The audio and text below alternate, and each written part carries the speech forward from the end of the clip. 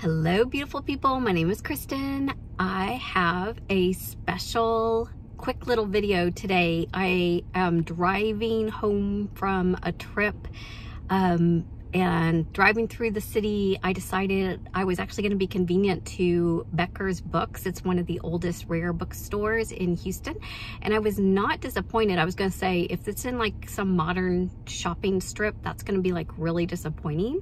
And it's not. It's in a cute little house. So I'm going to show you definitely the outside, and then I'll see if I'm allowed to film on the inside, and we'll see what we can find. So here's the little shop. It's just a little converted house. Let's go look.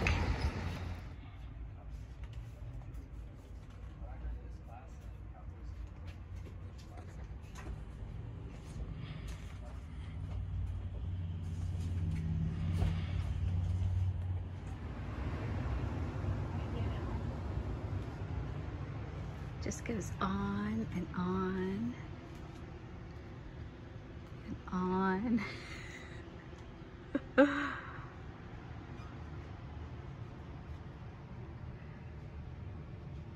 On.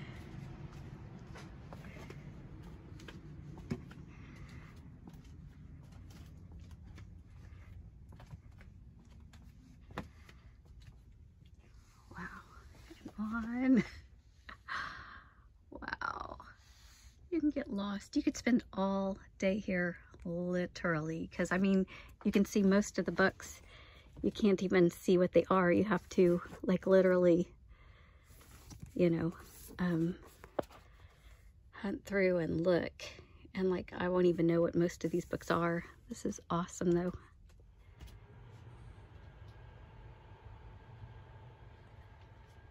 And more. Every space, every nook and cranny.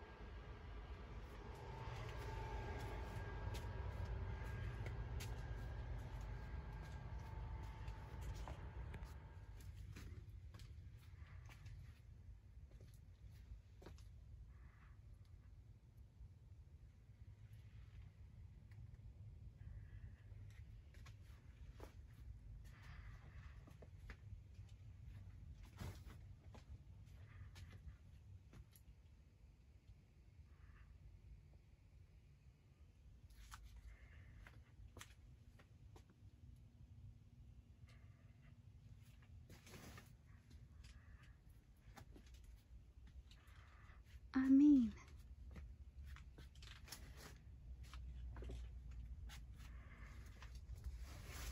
cute kids area. Bring your child and plop them down. Okay, so I am home. I've been home for like 5 minutes. I've unloaded the car and I'm excited to show you what I got at the bookstore. And I am wearing another graphic shirt today. I've been wearing my graphic shirts a lot, but this one is just like more of everything. And obviously I like more books. So what did I find? I got Thomas Hardy, and I've been wanting to read The Return of the Native. It's one of the ones that I have not read. And I love this one. Y'all, it was originally 45 cents. I'm just like, think it's so cool, but it's like kind of, well, it is fragile. So I bought this other Penguin classic, which I'm not going to be mad about owning. They were both $5. So I will read the one and then keep them both. And I found this lovely little copy of Becker. I was talking recently about how this is one of the most moving plays that I ever saw in London in person. It had Kenneth Branagh and Derek Jacobi.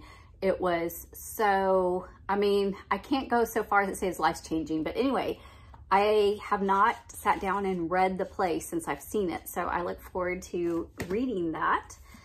Then I found this really beautiful copy of Rebecca. So I have read Rebecca. I love it. And this cover I thought was really, really cool. And then let me carefully take off the dust jacket, because the dust jacket has all this cool information in it. And then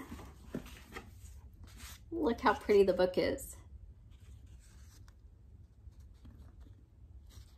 I mean, green's my favorite color, and that's just like, I was just like, oh my gosh, I have to have it. It's a little beat up, both the book and obviously the dust jacket, but that's okay. I don't think it was terribly expensive.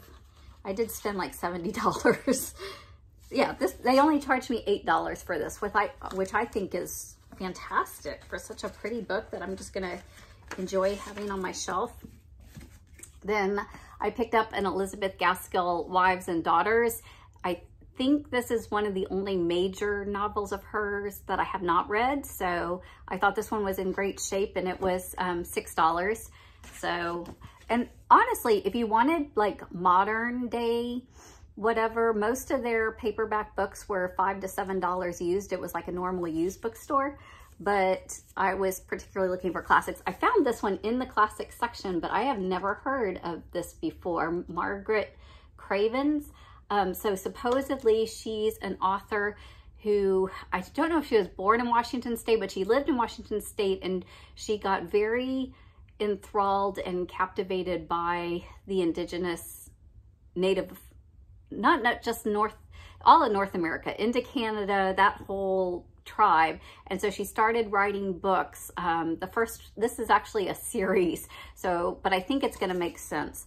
Again, Calls the Owl, but it's basically supposed to be just beautifully told stories of the Native Americans of that area. So that sounded lovely. Then I found this Poems and Sketches of E.B. White. So, and I like the cover of him on the back with his dog. Isn't that adorable? So I had just been reminiscing about Charlotte's Web and how much I adore Charlotte's Web and Stuart Little. I'm also a ginormous Stuart Little fan. So these are like his poems, and I just kind of flipped through in the bookstore, and they seem like they're a lot of poetry about everyday living, about food and farms, and just a lot of the things that he writes about in his children's books. So I just think this will be a beautiful thing. I don't necessarily, anticipate reading it cover to cover, but then y'all, I splurged. This was like $19, and it's a Charles Dickens, which I don't really love Charles Dickens. They did have like the entire collection, but I decided I would just get one of the ones that I had never read. This is The Mystery of Edwin Drood. So, and it's not exceedingly long. It was one of the shorter ones. So I thought, even if I end up not liking this one, it's a beautiful, beautiful edition. I really like the little case it's in. It was collector's, I don't think it was a complete set. I think some other people had picked through and bought a couple of them. So I wasn't breaking up the family that hadn't already been broken up.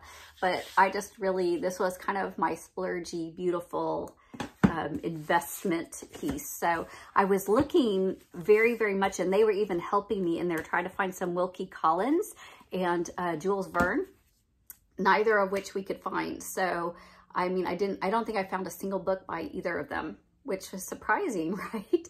But they said, there's a lot of the books that come in and then they'll leave very quickly because they ship around the world. They have been in business since the 90s and continuing to add on, and they have dreams and visions of, being similar and raising up like pals in Oregon. They will, again, if you go online, there's not photocopies of the books, but there are an extensive cataloging that they do of what books they have, what condition, and then what the price is. And then you can pay for shipping, and they will ship it anywhere in the world. So I'll leave their website below. I don't get anything for that. Sorry about the alarm. I did heat up my dinner. So I'm going to go eat now, but thank you for stopping by. And if you've made it this far and you're hanging in there with me and you are one of my bookish people, whether I have seen you on BookTube or you just comment regularly, if you're coming through Houston, it's a deal. This is now a tourism thing. Any bookish friends I have through Houston, we will go there. Of course, they're only open Thursday through Sunday. So anytime you're coming through on a Thursday through Sunday, you know, drop me a message. Let's go check it out. I could spend all day there, y'all. Y'all have a great day. Happy reading. The beach.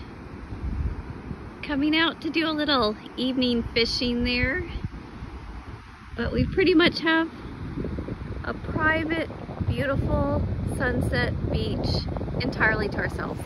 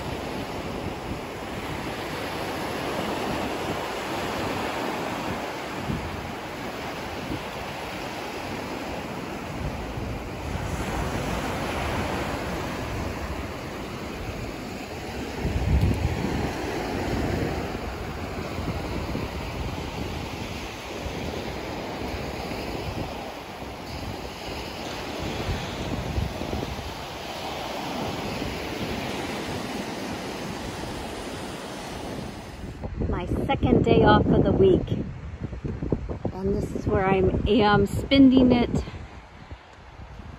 on the happy place at the beach. The wind is blowing if it's a little distorted, but the sun is setting over there. I'll take a little more video of it setting, but there's a couple people I think on the beach walking, fishing, and driving golf carts, but for the most part, I mean, pretty private beach. Let's walk out just a little bit.